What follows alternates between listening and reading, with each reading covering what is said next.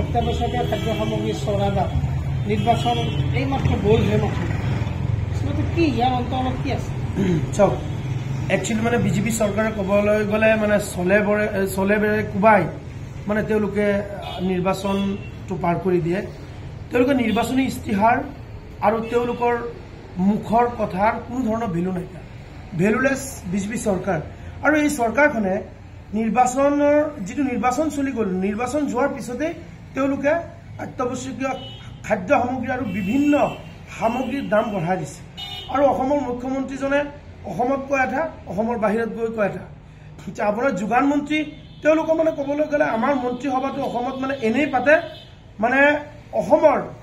প্ৰতি মন্ত্ৰী হ'ল হিমন্ত বিশ্ব শৰ্মা ডাঙৰীয়া আৰু আজি আমি চালো যে যিজন যোগান মন্ত্ৰী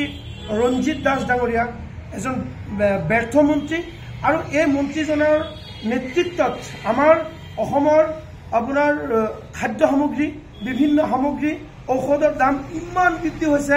যে ৰাইজে মানে একো গৈ পেলাই এতিয়া ল'ব নোৱাৰে আৰু যিসকল ৰাইজে ৰেগুলাৰ ট্ৰিটমেণ্ট কৰে সেই বেমাৰীকেইটা মানে এতিয়া মানে বাচি থাকিব নে মৰি যাব নিজে ডিচিশ্যন ল'ব পৰা নাই কাৰণ তেওঁলোকে কোনো ধৰণৰ আপোনাৰ মেডিচিন কিনি আনিব নোৱাৰে মেডিচিনত ইমান চৰা দাম পাইছে 30-40% মেডিচিনত বাঢ়ি গ'ল গতিকে এনেকুৱা এটা কণ্ডিশ্যন হৈছে যে আমি অসমৰ ৰাইজ বৰ্তমান জীয়াই থাকিব নোৱাৰোঁ গতিকে আমি অসম সংখ্যালঘু সংগ্ৰাম পৰিষদে আজি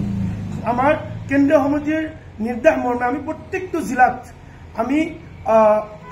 যোগান মন্ত্ৰী ৰঞ্জিত দাস ডাঙৰীয়াৰ আমি প্ৰতিমূৰ্তি দাহ কৰিছোঁ আৰু তেওঁলোকৰ বিৰুদ্ধে আমি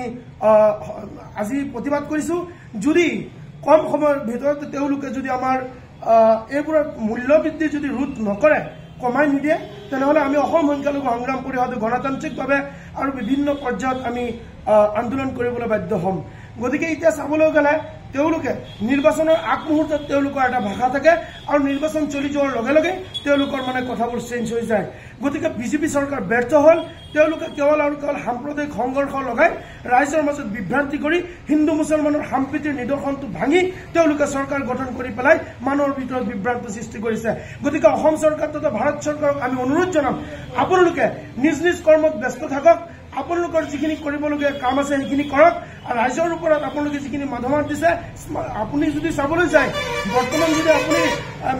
বিদ্যুৎ বিভাগত আপুনি চাবলৈ যায় মানে গোটেই দিনটোৰ ভিতৰত